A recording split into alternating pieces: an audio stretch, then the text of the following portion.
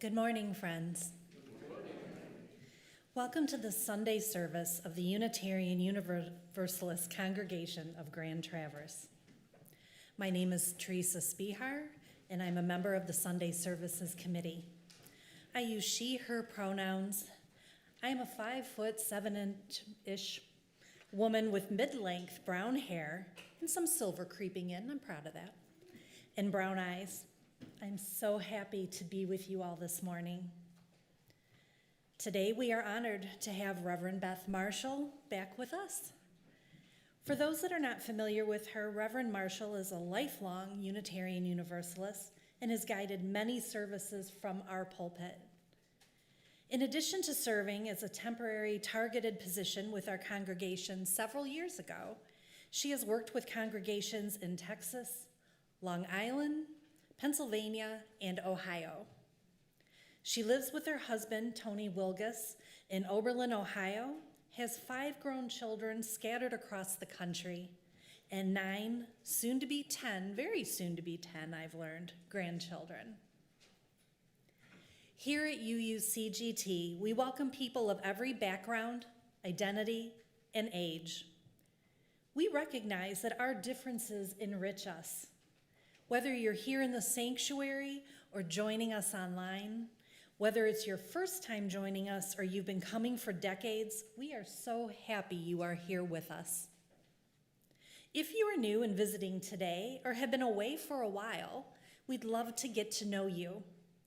If you're comfortable, we invite you to stand and introduce yourself. Diane will bring a microphone to you so everyone can hear, even those listening at home. If you prefer not to speak, of course, that's perfectly fine too. Do we have any visitors today?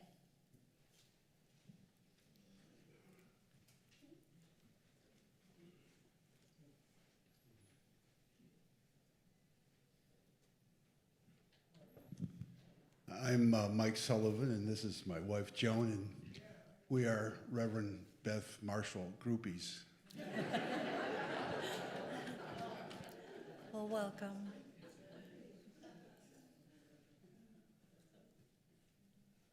Anyone else?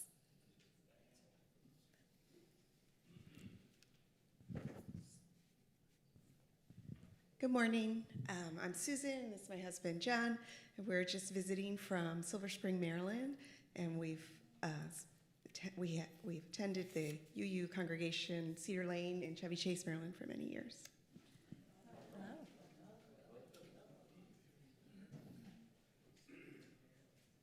Okay. We invite our visitors to grab a yellow mug and join us for coffee and snacks after the service. We'd love to say hello and get to know you. Later in the service, we'll share the joys and concerns of our congregation. You're invited to write yours in the book to your left. They'll be read by Carl Kyneth of the Congregational Care Team. You're also welcome to light a candle for your joy or concern at any point during the service. We do have one announcement. We have other announcements that are in the service insert that give a list of upcoming events and activities this week. But, however, after the service, please join us here back in the sanctuary. UU the vote. This way we can help text people, potential voters, and make sure that they understand how important this election is. So please join us in the sanctuary after the service for that. As we begin, I invite you to set aside the heaviness of this week.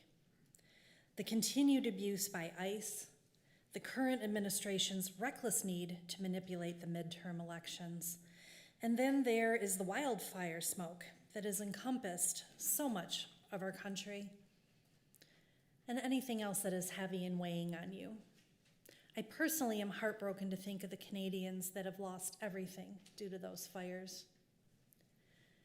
Please silence your electronics so we can be fully present with one another. I welcome you to open yourself to what this morning holds. Relax, enjoy the centering music. and let us worship together.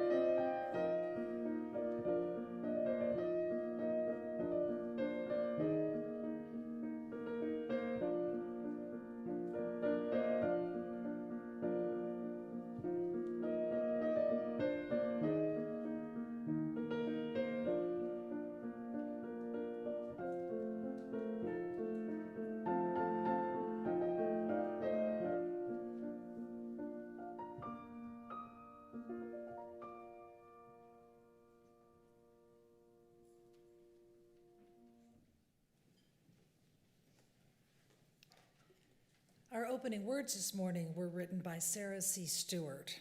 She writes, "Bring who you are this morning. Bring your best self and your struggling self, your mistakes and your triumphs, your shortcomings and your commitment to good. Bring yourself and open your heart to beauty and truth. For here in this space, we are trying to walk together on the peaceable way, trying to hammer out division and hatred and all that separates one from another. We try, and we will fall short, but held in love, we try again. We come together this morning to raise our voices in song, to remember our promises and vow to live by them once again."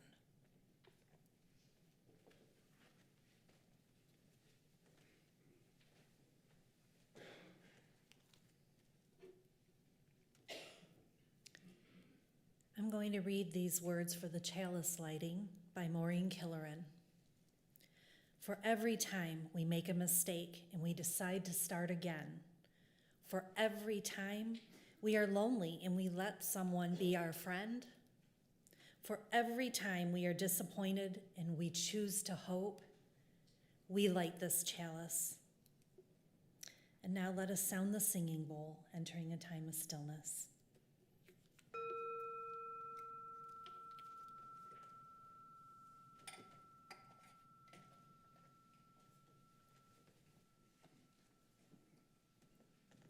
Would you please rise in body or in spirit and join me in singing at this morning's opening hymn, Amazing Grace, found in the gray hymnal number 205.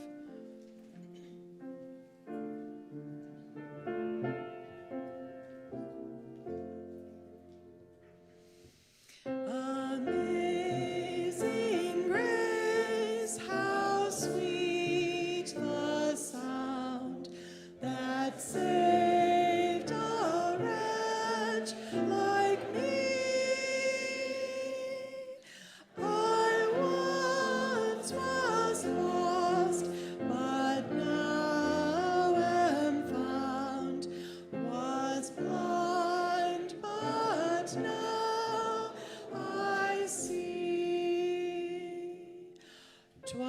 grace that taught my heart to fear, and grace my fears relieved. How precious did that grace appear the hour I first believed. Through many dangers, toils, and snares, I have already come. 'Tis grace that brought me safe thus far, and grace will lead me home. When we've been there 10,000 years, bright shining as the sun, we've no less days to sing God's praise than when we'd first begun.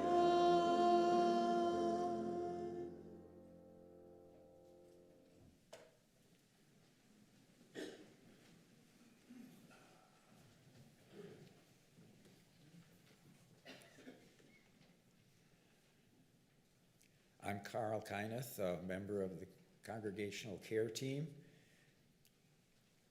and I'll be doing the joys and concerns this morning.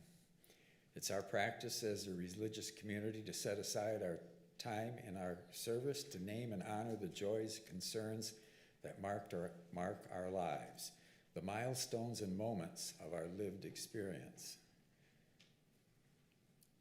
I will be sharing the joys and concerns that have been offered up for us to hold on our hearts as we have been gathered today. If you have a joy or concern that's a bit too heavy to share, I invite you to reach out to a member of our congregational care team. You can identify us by our purple ribbons on the name tags. You can also light a candle at any time during the service or honor your joy or concern during our stone meditation, knowing that you are held in the loving hearts of this community. None of us is meant to travel life's journey alone. Would you say that with me? None of us is meant to travel life's journey alone. So there's nothing in the book today to read to you, and so we will move on to our stone meditation. Friends, as we continue with our time of joys and concerns, we will now open our time for the stone meditation. As you feel moved, you're invited to come forward to take a stone and place it in this bowl of water. This is not a time for words, but a chance to bring what is in your heart into our circle of community, trusting that it is held in love and care. As you feel ready, please come forward.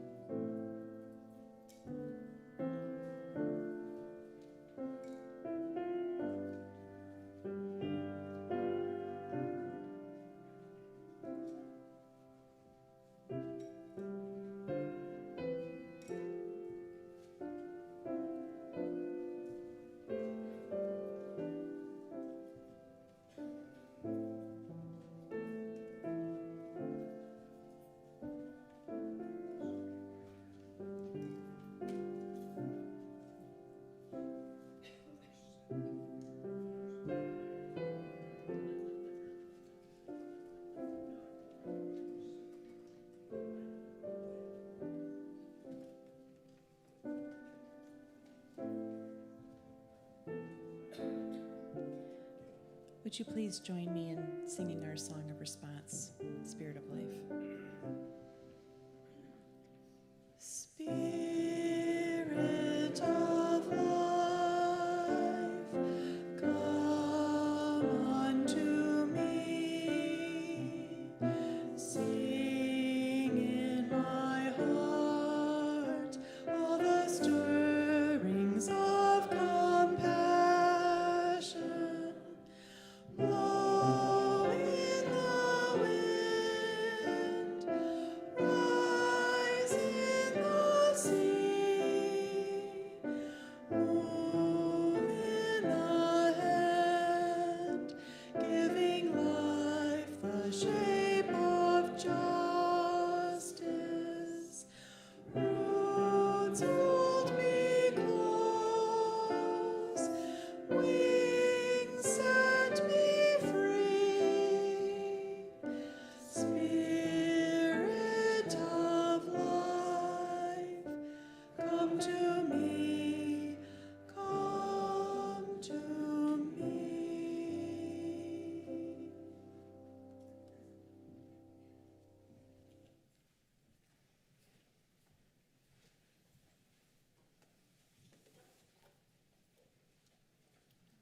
We have two readings. The first one is titled Judgment by Rachel Naomi Remen. One of the blessings of growing older is the discovery that many of the things I once to believe to be my shortcomings have turned out in the long run to be my strengths. And other things of which I was unduly proud have revealed themselves in the end to be my shortcomings.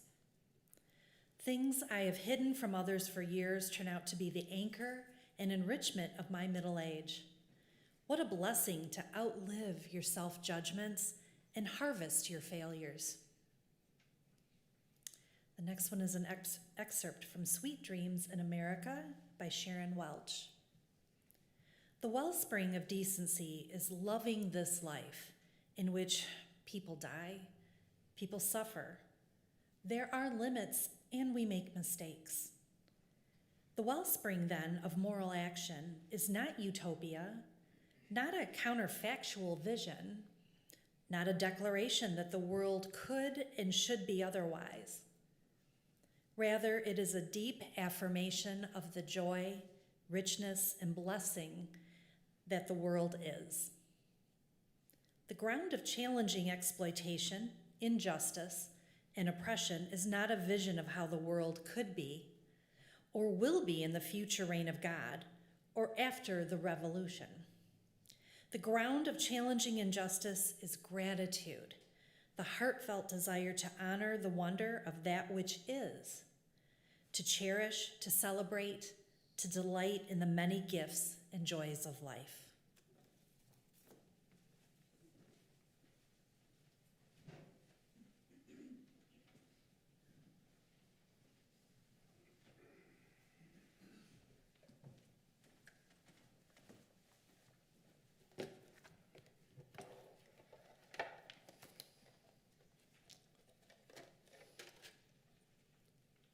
Have you ever seen any Brinks trucks back up to our door and unload bags of cash? Have you ever seen any corporate tycoons bestowing their largesse upon this congregation? No. Well, there's a reason for that. We're a self-sustaining community. We receive no outside funding. We rely solely on the generosity of those who, like you, like me, find meaning here. It's our collective privilege to sustain this congregation so that it flourishes through our shared journey ahead. Now today, ushers will pass baskets with two sides. The blue side supports the life mission facilities of this congregation. The red side supports needs in our wider community, including food programs and services for those neighbors who are most vulnerable. So, large bills, gold coins, or even the widow's mite are all welcome here. Now you can also give using the options on the screen. And apropos today's sermon topic, generous givers will find Goldfish at the prosperity table during their coffee hour. No. Okay. If you've seen this display in the hall requesting donations to our endowment fund as a tribute honoring Reverend Alex's service, there are technologically adept givers here who can contribute using these QR code thingies, or you can use, if you're an analog donor like myself, there are envelopes like this out in the entry that you can use. Just the one thing is, if you give by check online through an app with a special gift like that, would you please indicate what it's for? Our finance people really cannot divine your mind. So, now, if you are visiting today, no, we do not charge admission. We do not sell indulgences. So your presence here is a meaningful gift to our congregation. Thank you for being with us today. Know that every gift, large or small, is always received with gratitude. It's used with diligence, respect, and care. So we gratefully and joyfully receive this morning's offering.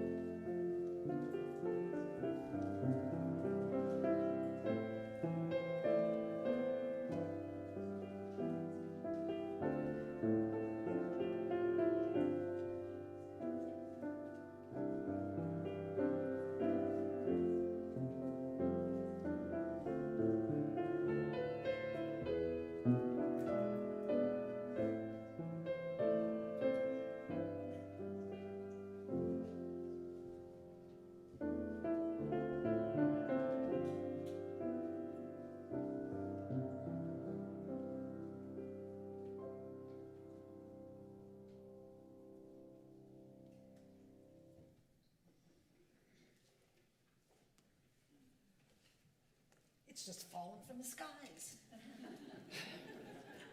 I'll get that in the basket later. Let me begin by saying I did not want to like Ted Lasso. I'm not a huge sports fan. My athletic enthusiasm is pretty limited to an occasional pro baseball game with friends, mostly because it's a beautiful afternoon with a cold beer. What little I know about American college football is the result of living with my good husband through 21 Septembers as he suffers the joys and sorrows of being a diehard Michigan fan. That said, my younger brother has taught me a little bit about the English Premier League. He and his wife are rabid fans in a mixed marriage. He cheers for Liverpool, she roots for Man City. I hear it's complicated. But truth be told, I've learned more from Ted Lasso. Last year, the TV series became something of a cult classic that a group of Lutheran colleagues kept quoting and referencing with the same ferociousness that other clergy quote scripture. They expected the rest of us to know the specific characters and the episodes, chapter and verse. And I didn't. And I kept getting progressively more annoyed with them. And I did not want one more streaming service subscription. However, just to see what all the fuss was about, I finally watched it. And to my delight, it was magic. Soon I found myself in love with Sam and Danny and Rebecca and Phoebe, with Keeley and Roy and Trent Krim, the Independent.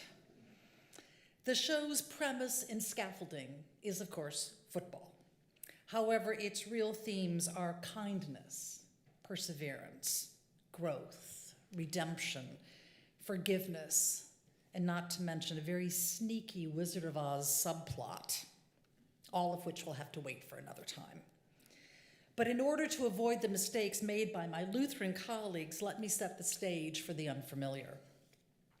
Coach Ted Lasso is brought to London from Kansas to coach a fictional Premier League team, AFC Richmond. The initial plot twist is that Lasso knows nothing about football, what we Americans call soccer. Lasso knows American football. It's a very different animal. And this is ideal because the team's owner, Rebecca, is on a mission to destroy the one thing that her ex loves most in the world, AFC Richmond. And she hopes that Ted's inexperience will do the trick. What she doesn't foresee is how Ted's offbeat coaching style gradually wins over the team, leading to a very, very different outcome. When one of Richmond's best players, Sam Obisanya, misses an easy kick during practice, he's devastated. Sam is known for his delivery and exquisitely precise aim. So Coach Lasso calls him over to the sidelines, and rather than yelling at him or telling him what he did wrong or how to do it better next time, he asks Sam if he knows what the happiest animal in the world is. Sam's confused and says he does not. Coach Lasso simply says, Sam, the happiest animal in the world is a goldfish. Do you know why? It's got a 10-second memory. Be a goldfish. Sam looks at his new coach for a long moment, and then he gets it. He laughs and heads back to the pitch. He made a mistake, an utter failure in his own mind. And now he could either brood about it or get on with the rest of practice. Now, some might hear Ted Lasso's goldfish wisdom as colorful coaching advice. I'm hearing a much needed spiritual message for these times. Being a goldfish is not about forgetting or ignoring our mistakes. No. Being a goldfish is about forgiveness, the kind that begins by forgiving ourselves. It's about cultivating the capacity to say, yes, I made a mistake. I can learn from it. And yes, I can even let it go and begin again. Being a goldfish is about cultivating resistance. Now, I don't know about you, but I am not very good at being a goldfish. I can perseverate over mistakes for weeks, maybe longer. I can rehash old conversations I wish had gone differently. That email that spent weeks in the draft folder, the card I never sent, the things I did and the things I failed to do. I have a list. Now, biologists will accurately point out that a goldfish, their memory is actually longer than 10 seconds. Some have memories that cross into months. But the point isn't how long a goldfish's memory actually is. The point is about giving ourselves space to try and fail and to make mistakes and to ultimately be kinder to ourselves and each other. At some point, we will all make mistakes. We will miss the mark because we are human after all. Coach Lasso reminds us that it's not productive to linger there.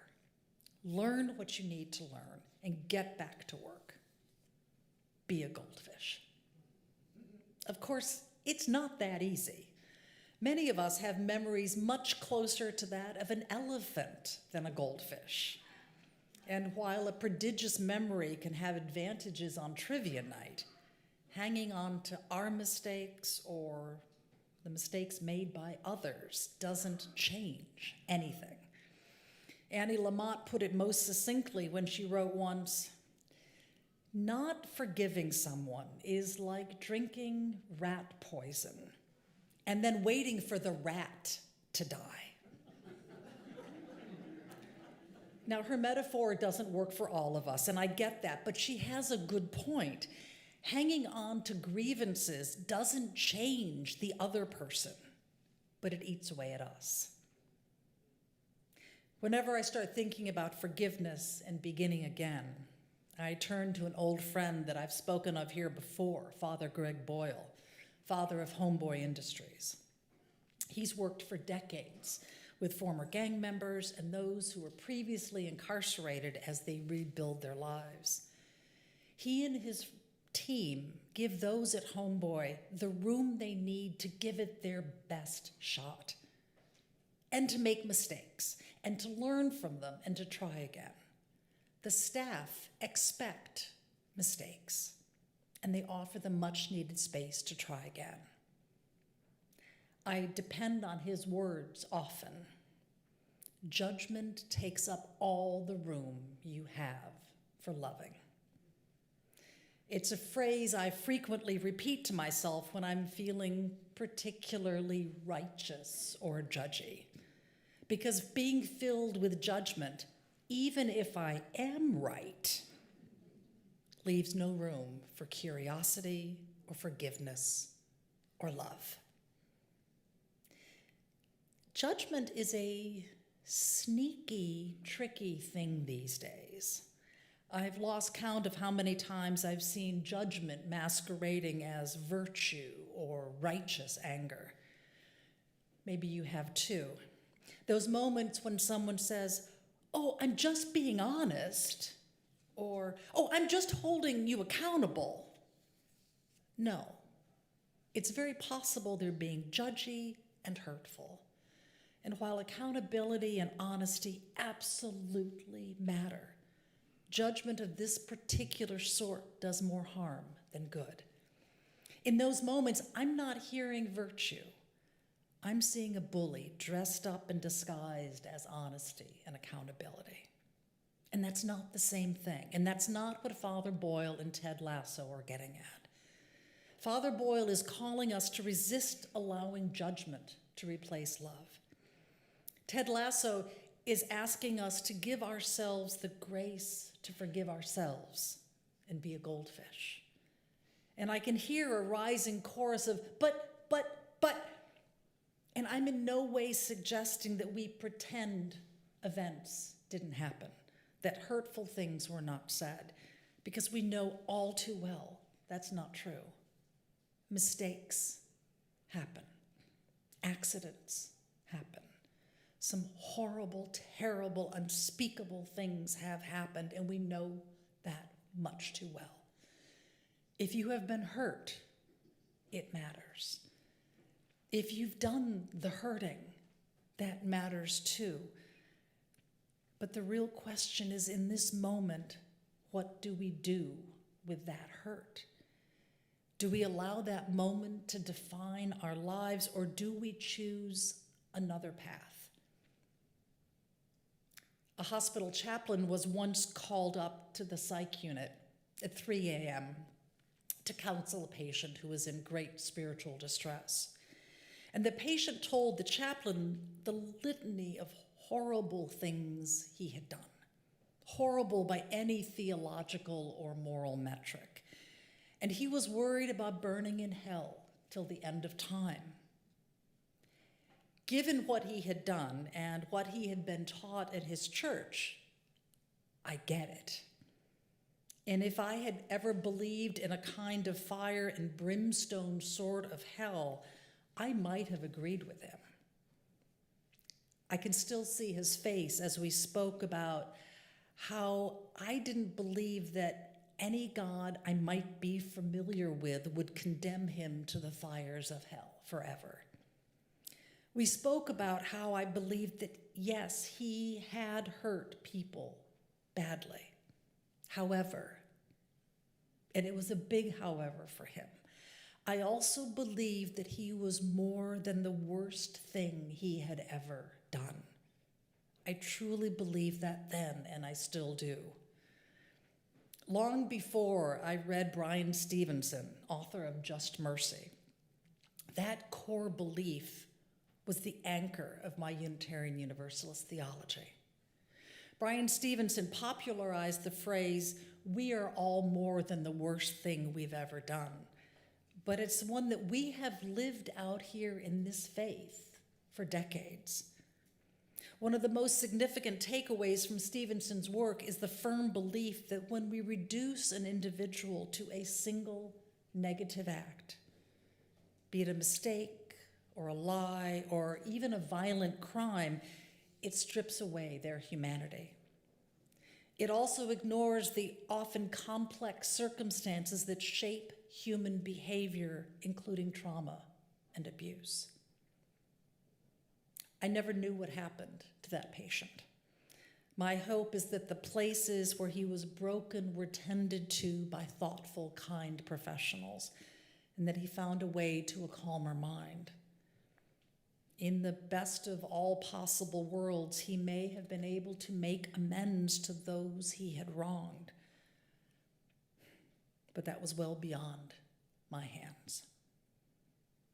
Since that time, I've made my own mistakes, and there are situations I could have handled differently, or maybe even better. But I have to believe that I learned something from each of them, that they were transformative, and without them, I wouldn't be who I am today.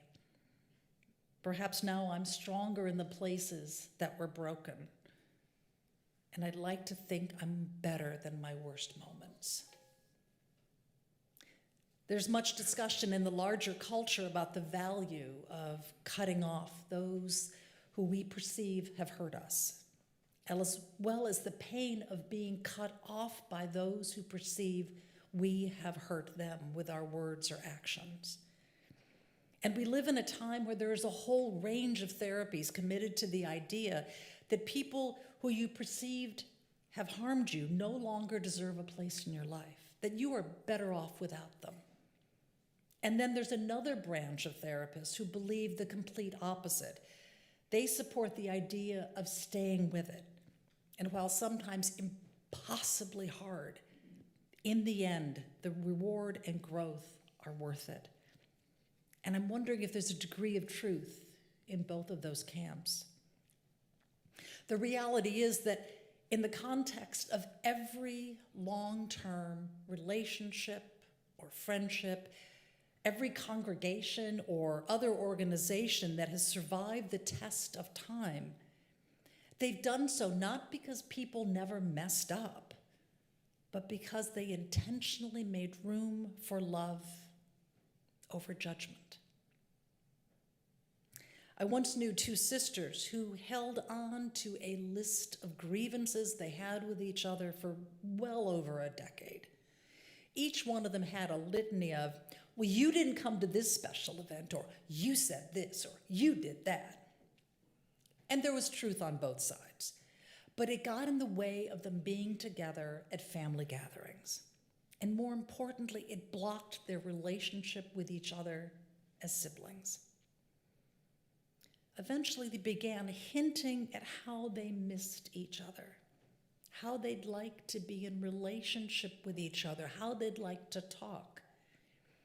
And the parents held their breath, hoping. And then one summer's evening, they were ready, and they talked almost all night. They talked honestly about how they'd been hurt by the other's actions, what they wanted for the future with each other, and how glad they were sisters. Neither one forgot what happened, but they both decided not to let the past determine their shared future. And for that, this minister says, amen. The sisters chose the path of the goldfish. Now, of course, there is a huge difference between forgetting and letting go. Forgetting can look like denial, like pretending that nothing happened. Letting go is not the same thing, but that's where the magic and transformation happen. Letting go acknowledges that something happened, but it's an intentional choice not to let it get in the way anymore. In other faith traditions, forgiveness is an ongoing, regular spiritual practice. One piece I've always admired about the Jewish tradition is the practice of teshuvah, which teaches that each of us is unfinished, that everyone can change, that every heart can soften, that every story can take a different turn. In the fall, during the High Holy Days, the entire community faces their mistakes honestly. They make amends to those they have wronged and afterwards return to the community and to the sacred. It takes courage and honesty to look at oneself like that and look at one's actions in a different light. Where the Jewish tradition teaches teshuvah, Buddhism speaks of compassion born out of non-attachment. And in this context, letting go of attachment doesn't mean caring less. Think more in terms of letting go of our tendency to cling to the idea of always being right, or clinging to specific images of ourselves, or how we think things should be. It can also mean releasing the power of mistakes before they harden into resentment. The Buddha taught that when our hearts contract, when we cling, there's no room for compassion. Letting go of our attachments does not deny what happened, but it loosens our grip on the past so that our hearts may open. When Ted Lasso says, "Be a goldfish," he's not suggesting that the sisters forget what happened. He's suggesting a path where, as the Buddha teaches, they might release their attachment to each other's missteps, so that their shared future is focused more on love than anger over the past. Ted says, "Be a goldfish." Father Boyle says, "Make room for loving." The Buddha says, "Release attachment."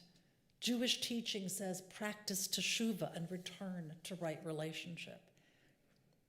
Much closer to home, Unitarian Universalists traditionally believe that revelation is not sealed, meaning we still believe the mysteries of the universe are unfolding, and that each of us is growing and evolving. Each of us is a work in progress.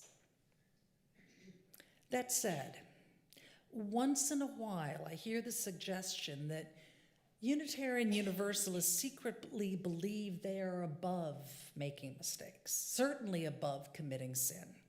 It's never said that overtly, but it's implied, and we're not. For me, it's a question of nuance. Certainly, we could give more time and reflection to how we respond to an entire range of mistakes, and two, how we move forward more compassionately, without inflicting shame or judgment, without blame, and without humiliation. These very different spiritual paths remind us that love in the broadest and most inclusive sense is far greater than our most egregious mistakes. Many of us here have experienced the moment when a faith community turns on itself and judges its old members. It's one reason that many people have left the spiritual home of their childhood and found their way to one of our congregations. It's painful when compassion gets stripped away and courage silenced. It's the exact opposite of how I imagine our healthiest congregations. Congregations filled with members guided by ideals and principles, members who are encouraged to practice letting go, practice forgiveness, so that we might try again. And we have models already in place. In congregations with live musicians, if a chord lands wrong, a note gets missed, the musicians keep on going. There's a reason for the phrase, "the show must go on." When a board or a committee puts forth an idea that doesn't fly quite well, or the project doesn't go as they'd hoped, they're encouraged to try something different. When an individual speaks words they wish they hadn't, hopefully there is room for an apology. I'd like to think of our congregations as places where we model the sort of love that chooses compassion over judgment in our own hearts and with each other. And on the rare occasion when the minister preaches a complete dud of a sermon, hopefully they get another chance. A congregation can be where we learn that it is all right to make mistakes and try again, to give and receive forgiveness with grace, even if it feels awkward. Out in much of the rest of the world, the message is different. The world says, be perfect or don't show up. Get it right or get out. We've seen all too often how one mistake can erase everything. Sometimes even the perception of a mistake is enough to do irreparable damage. However, I want to believe that in a place such as this, the message is different. That here the message is, you belong, even when you fall short. Try again, there is room for you here. One Sunday I was nearing the end of the sermon and I realized that the next page was nowhere to be found. I thought maybe I'd shuffled it behind the other pages. No, it was gone. A few beats passed, what felt like 30 or 40 minutes, and I realized that I'd lost the page. No memory. And then I remembered I had printed out a second copy and given it to a congregant who had hearing issues. And I asked her if I might have her page 12. She looked a little confused, but she happily shared the page. A more experienced minister might have been able to push through, but this was probably my second year, and my mind was blank. Afterwards, a member came up to me and said quietly, "Do you know what I liked today? You didn't pretend it didn't happen. You took a breath, you got the right page, and you kept going. It gave me hope." I haven't forgotten that morning. Now I'll double check every page is clearly numbered and accounted for before I leave the house. I didn't have the metaphor of being a goldfish those years ago, but I do now. And I think that part of the reason this goldfish thing speaks to me is because it doesn't just apply to our personal lives. It also applies to this world we share. During these glorious weeks of summer, many of us will be spending time with friends and family.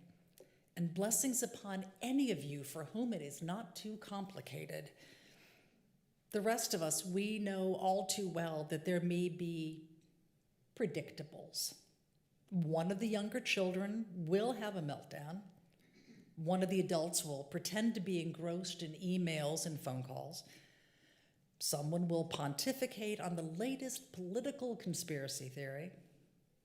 And Grandma, she just wants to have a nice gathering with a good group photo, a bathroom that's not a disaster, and help cleaning up the kitchen.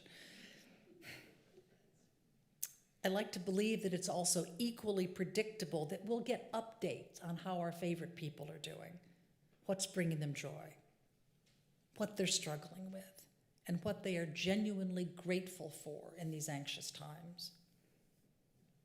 We just came off a large family gathering 2 weekends ago. And while I was not a perfect goldfish, I think I did okay. Each time our families and larger communities gather, it is a reminder that things will unfold differently than planned, that each of us is a work in progress, and that staying locked in a place of judgment takes up all the room for everything else, particularly love. Each of these gatherings is an opportunity to lean into wisdom from Father Boyle. The measure of our compassion lies not in how we treat those we admire, but in those we struggle to understand. To that end, I brought several hundred goldfish stickers with me this morning. You may have noticed them on the table as you came in. Many of you are sporting them already. And yes, they are playful. Yes, they are even silly. But sometimes the best reminders are not so very serious. Do with them as you see fit. Put one on your travel mug, on your bathroom mirror, on your laptop. Use it or a handful of them as reminders that we are each greater than our worst mistake. That we have within us the ability to see beyond the moment's hurt and remember what is most important.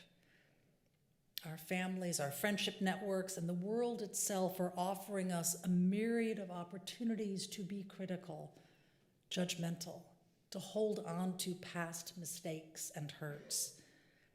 But they are also offering us a myriad of opportunities to strengthen our skills around forgiveness and compassion and kindness. To be a goldfish.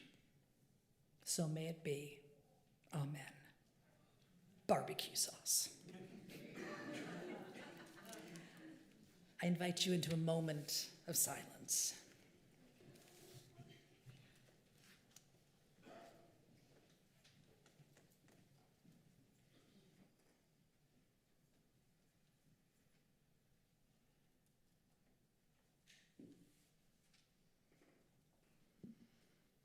Before we rise in body or in spirit today, I'd like to invite you to think or feel into what it is your hands would like to do to support you today as we sing this closing chant. Would they like to rest over your heart or your solar plexus or in prayer or opening an offering? And I invite you to use those beautiful hands of yours to support you as we sing together. Would you please rise in body or in spirit? We're going to do a little bit of a different thing today, so I'll sing it first, and then I'll invite you with my own hand to echo after me. Let us go in peace. Let us go in peace. May our hearts remain open. May our hearts remain open. May the words we speak, may the words we speak do no harm, do no harm. Let us lay aside, let us lay aside all hate and division, all hate and division. Let us open wide, let us open wide, arms of love, arms of love.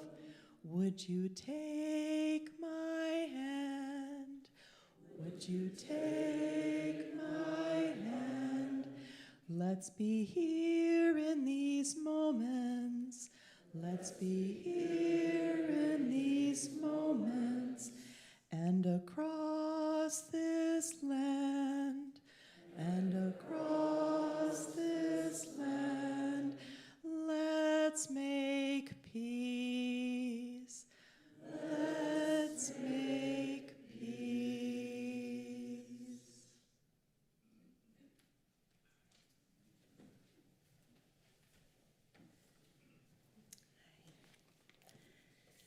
So I'm going to ask everyone to remain standing. Thank you. And you are invited to join hands, or if you don't want to be touched, go ahead and do the outstretched hands. And let's just take a moment, thank each other if you believe in a higher spirit, but be grateful for all the love and acceptance that we have here today. I'm so grateful for all of you. I'm very grateful for Reverend Beth for being here today with her strong messages. Go ahead and give a little squeeze, and we will get ready to release the flame. Thank you. I'm going to read Let Us Be That Circle by Craig Rowland. It really hit home for me today. As we extinguish this flame, may we carry its warmth into the world, not as a memory, but as a promise. A promise that you deserve a place where your voice matters, where your laughter is treasured, and your silence is honored. You deserve a circle that sees your scars and your strength, your doubts and your radiance, and holds them all with care. Let us be that circle for one another, a community of fierce welcome, wild grace, and radical hope. Go knowing you belong here, you always have.